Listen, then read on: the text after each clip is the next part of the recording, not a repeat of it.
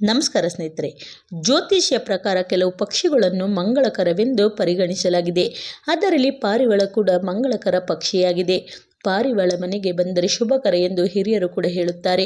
ಪಾರಿವಾಳವು ಸಮೃದ್ಧಿಯ ಸಂಕೇತ. ಪಾರಿವಾಳವು ಮನೆಯಲ್ಲಿ ಮೊಟ್ಟೆ ಇಟ್ಟರೆ ತುಂಬ ಒಳ್ಳೆಯದು. ಅಂತಹ ಮನೆಯಲ್ಲಿ ಕಷ್ಟಗಳು ಬೇಗ ತೀರುತ್ತವೆ. ಆದರೆ ಸಾಕಿರುವಂತಹ ಪಾರಿವಾಳವಲ್ಲ, ಹೊರಗಡೆಯಿಂದ ಆಕಸ್ಮಿಕವಾಗಿ ಮನೆಗೆ ಬಂದಿರುವಂತಹ ಪಾರಿವಾಳವಾಗಬೇಕು. ಅಂತಹ ಪಾರಿವಾಳವು ತಾನಾಗಿಯೇ ಮನೆಯಲ್ಲಿ ಗರಿಗಳನ್ನು ಬಿಡಬೇಕು.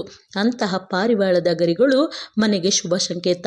ಆದರೆ ಬಲವಂತವಾಗಿ ಪಾರಿವಾಳದ ಗರಿಗಳನ್ನು ಕೀಳಬಾರದು, ತುಂಬ ಕೆಟ್ಟದ್ದು.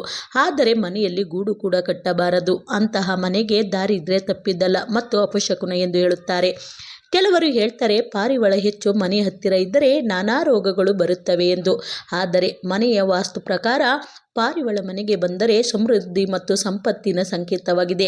ಪಾರಿವಾಳವು ಮನೆಯಲ್ಲಿ ನಕಾರಾತ್ಮಕ ಶಕ್ತಿಯನ್ನು ಹೊಡಿಸಿ ಧನಾತ್ಮಕ ಶಕ್ತಿಯನ್ನು ತರುತ್ತದೆ.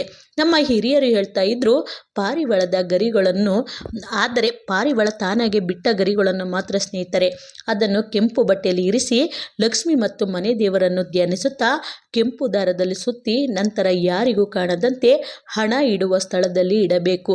ಅಂತಹ ಮನೆಯಲ್ಲಿ ಹಣಕ್ಕೆ ಕೊರತೆ ಇರುವುದಿಲ್ಲ, ಬಡತನ ಬರುವುದಿಲ್ಲ, ಸಾಲ ಬೇಗ ತೀರುತ್ತದೆ ಎಂದು ನಮ್ಮ ಹಿರಿಯರು ಹೇಳಿದ್ದಾರೆ.